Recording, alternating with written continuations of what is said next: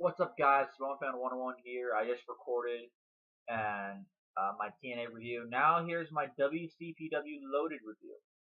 Now, this was a show that was called the Kurt Angle Invitational Rumble. It's basically a Royal Rumble style match with only 15 guys. Now, there's two reasons. Now, unlike with Aztec Warfare and the Royal Rumble earlier this year, there's two reasons why I didn't make a contest out of it. One is because WCPW just started, and I'm not gonna make a contest out of a promotion that only started to live a few months ago. And second, I didn't know how many participants there was gonna be. It wasn't until this show it wasn't until the actual episode that I learned that that Loaded and the Kurt Angle Invitational Rumble is going to have 15 participants. I didn't know that.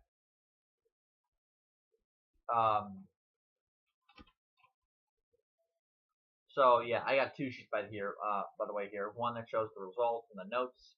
The other shows participants of the Rumble. So let's just get the show on the road, shall we? We had Joe Hendry backstage. He was very pissed off that opportunities do keep slipping by him, and the fact that Joseph Connors betrayed him at WCPW Stacked, which was the show where Connors turned heel, took a chair, and hit Joe Hendry with it several times before winning the WCPW Championship, and he's the champion. He was very pissed off about this, and great fire shown from Joe Hendry here. We then had a Joseph Connors segment in the ring, and unlike the freaking 15, 20-minute promo segments we see on Raw, which is far too many, this was a nice 3 to 4 minute promo, basically explaining that he was seen as the joke up until that point. He is now the champion. Basically cutting a heel promo. And the crowd chanted, "You deserve it," apparently. He says, "Yes, I do deserve it." And but then he cut the heel promo, and it was awesome. And the crowd chanted, "You're a dickhead." And I love his retort because Joseph Connors said, "That may be true, but I am your WCPW champion." And in a la John Cena, decided to make an open challenge to anybody in the locker room to face him for the WCPW title. Out came El Ligero. Now, in actuality, the match was only like 5 minutes. However, this was one of those matches where there's like a brawl, right? And it's kind of like, if you remember AJ Styles and Abyss back at Lockdown 2005, the match didn't start until both of them got in the ring, but Styles did a top rope plancha to the outside of the ring, hitting Abyss. They battled through the crowd. Styles got his head smacked in by the cage, the cage door. So I tend to count, even though the match is technically about 5.5 minutes long, I tend to count that portion as a part of the match as well. So in actuality, a pretty decent brawl. It's nothing like the ones Joe Coffey and the Primate have had, but they were good. I will say that. Joseph Connors won, obviously. He should not lose the WCPW title, at least this early. And it also ended El Ligero's winning streak. El Ligero had a winning streak going on, beating the likes of Martin Kirby, Joseph Connors. Previously he beat Joseph Connors. The triple threat match at Stacked was Pete Dune, and EC3. Other guys, tag team matches. He always won those. So this put an end to his winning streak. So yeah, got my notes over here, so you'll be seeing me turn my head. Yes, we had a bet, and well, I'll get to this. Actually, no, I'll get to it now. So throughout the night, we had very much like an old school Royal Rumble. We had a bunch of mini interviews with the participants backstage. First, we had PrinceAmeen and Gabriel Kid. PrinceAmeen was under the impression that he um, was going to be the Kurt Angle Invitational Rumble. And in fact, Kurt Angle did not invite PrinceAmeen. Instead, he invited Gabriel Kid to be in the Rumble. PrinceAmeen was outraged at this because he's a dick. Then we had Moose saying that he's going to be the one to win, and he's like, and he says, you know what the crowds are going to chant? 3 words: Moose, Moose, Moose.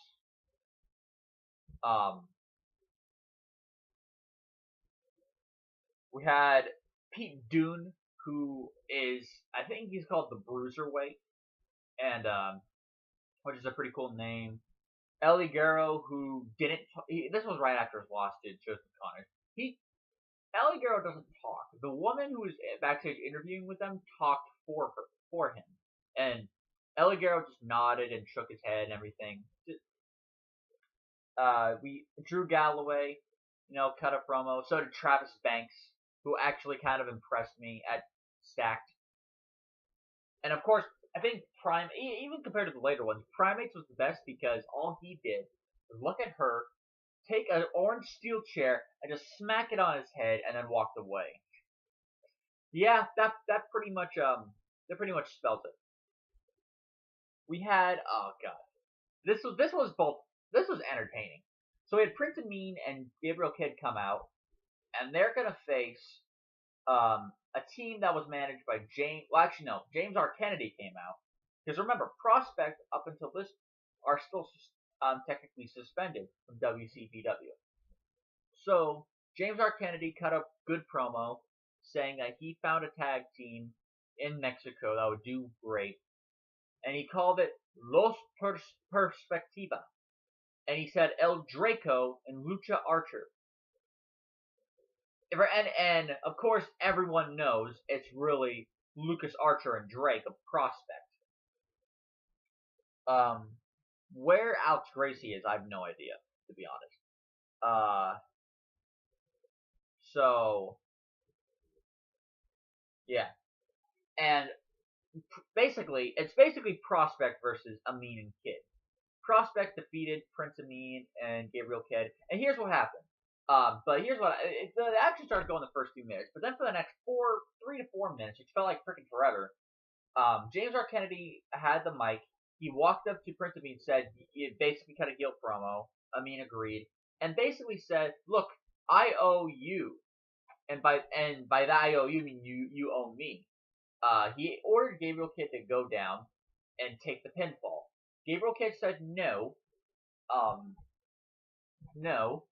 Like at first he started doing it, but then he kicked out. Then he flipped off PrinceAmeen. The second time, apparently, someone's flipped the middle finger to somebody. The first was EC3 to Lashley on TNA. And then he started to do it again.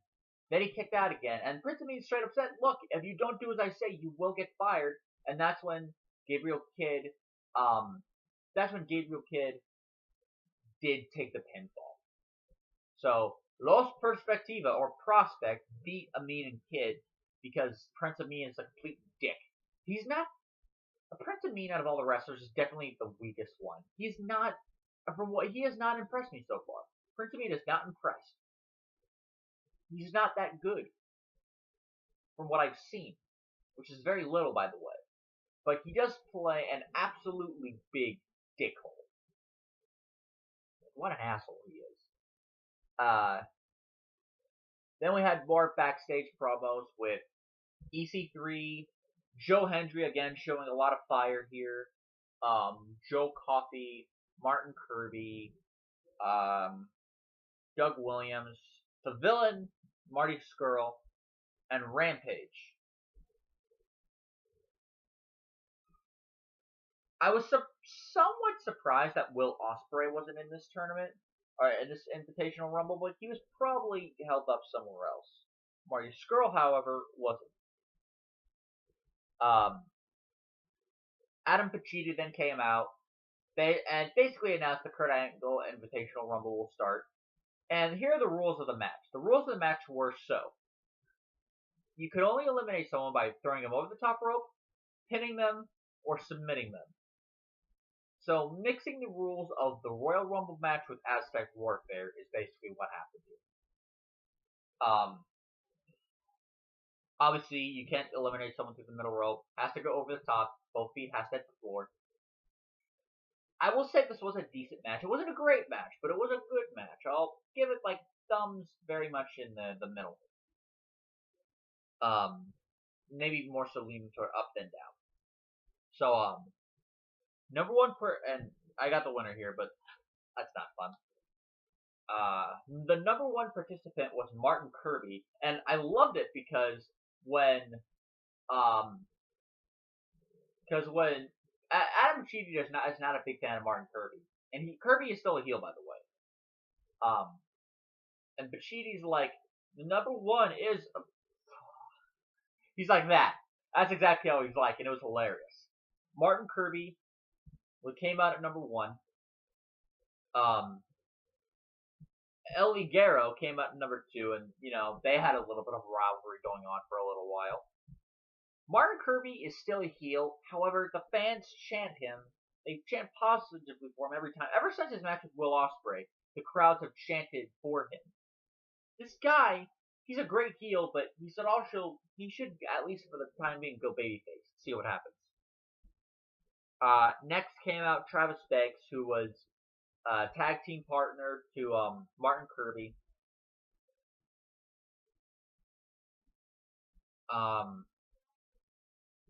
Tag team partner. Sorry about that. I heard something. My sister. My tag team partner to Martin Kirby, who did not make Travis Banks happy, as Martin Kirby was stealing the limelight. Next out came the villain, Marty Scurll, who out of all the wrestlers on this list, Marty Scurll was definitely the best wrestler on the list. I mean, 4.5, 4 and 3/4-star matches with guys like Will Ospreay and AJ Styles. Yeah, that's pretty awesome. Whether it was this one or not, but the next entrant was Drew Galloway. Now, whether it was before or after his Galloway's entrance, at some point, I forget. At some point, Travis Banks was eliminated by Martin Kirby because they were supposed to do like the high five thing, and instead Kirby switched it around on him and then eliminated him. Banks saw this, was exasperated that his own partner eliminated him, then ran back in and eliminated Kirby. Which, that was actually kind of fun. And I don't know who's going to turn face here, Travis Banks or Martin Kirby, or if it's just going to be a heel versus heel feud, like Kurt Angle and Chris Benoit back in 2002. But, let's see how this works out. I'm going to have a lot of fun watching Martin Kirby.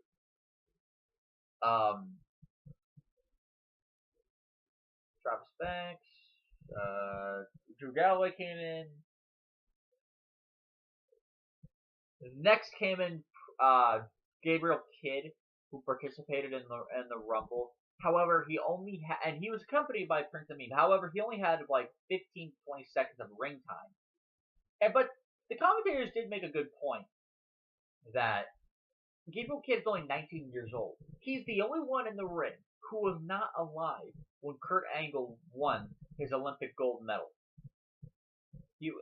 That was an interesting fact.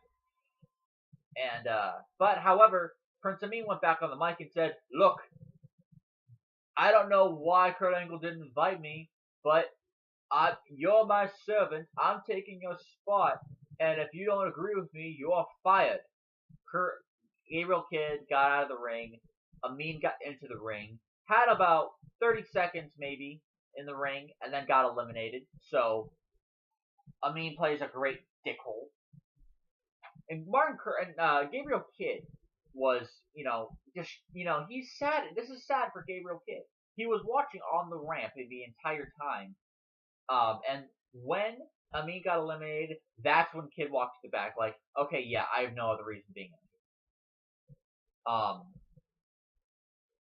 Because apparently Kid's contractually obligated to do what he says. Next came in Joe Coffey. I was either before or after, but sometime in this time frame when Joe Coffey came in, before or after, I forget.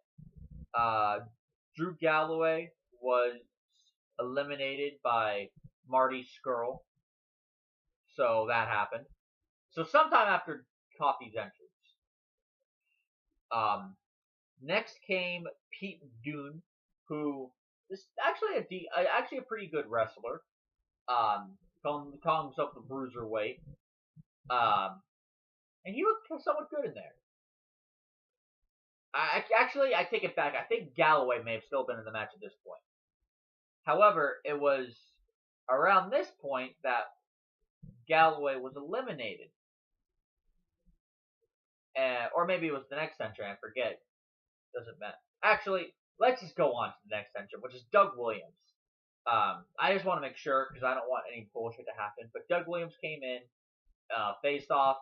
Doug Williams still looks somewhat good despite his age. He's 44 years old. Not 46 like I thought he was. He was 44. But yeah, he came in.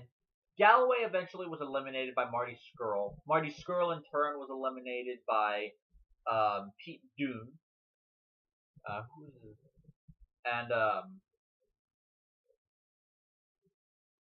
Okay, and then out next came Joe, the local hero, Joe Hendry. People were somewhat behind Joe Hendry, which is good because he's a local hero. At the beginning, he was a heel, but then he started a slow babyface turn when his friendship with Joe Connor started to grow. Joe Connor's turned him face, only to turn heel on him, which is kind of interesting to think about. He came in, Rampage Brown. They only call him Rampage on the show, but his name is Rampage Brown. Rampage Brown came in, was a house of freaking fire. He was one of the guys that really showed a lot of fire when he came in. Him and number 15. He eliminated Pete Dune like he was nothing. Let's see, number 7. Then number 12 was supposed to be Moose. He came out, but he was attacked by Prospect under the Lucha mask. He was attacked by Prospect and Big Damo. Big Damo, not a participant in the Rumble, but he came in, and along with Prospect, they all attacked Rampage and eliminated Rampage. So the feud between Damo and Rampage is still going on.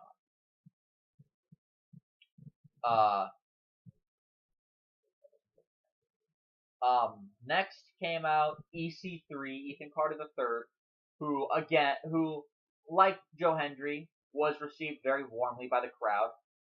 That's a good thing, especially since he's supposed to be one of the major baby faces of TNA. People like him and his theme song.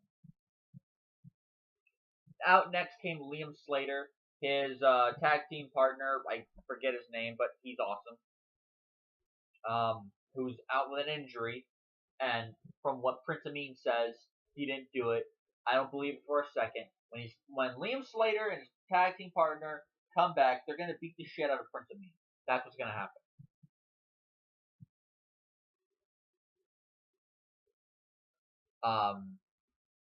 So yeah, Liam Slater came out. He did moderately well, although I think without his tag team partner, the other half of the team does seem empty. Right before number 15 came out, El Ligero was eliminated by EC3. So El Ligero was number 2. He helped start the Rumble and was out there nearly until the final entrance. Number 15 was the Primate. Primate, much like Rampage, was a house of fire. Two people were eliminated during the show. Oh, I know. Okay, I almost forgot. Okay, so PrinceAmeen earlier, he wasn't eliminated through the top rope. He was one of the only 2 people who got eliminated by pinfall. It was by Joe Coffey, who hit the discus lariat on him. And I guess the discus lariat is Joe Coffey's finish, and then he pinned PrinceAmeen. And with the Primate, he speared the ever-loving shit out of not Pete Dune, out of actually hold on, let me just make sure I got my numbers right. Yeah, I know he eliminated Liam Slater. He speared Pete. Not Pete. I keep thinking Pete Dune. He speared Joe Coffey and then pinned Coffey, which, I guess Joe Coffey got 2 big wins on him at 2 different big shows.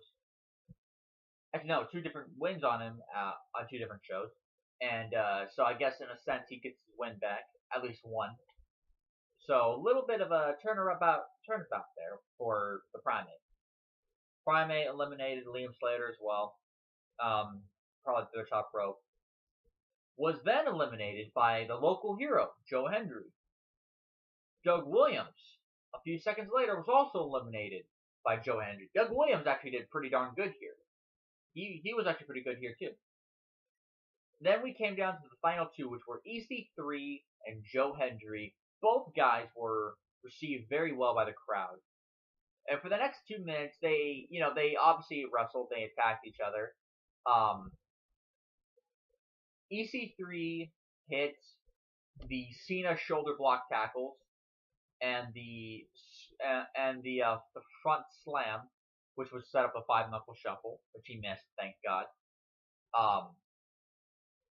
He then hit another finishing move. I forget what it was. But then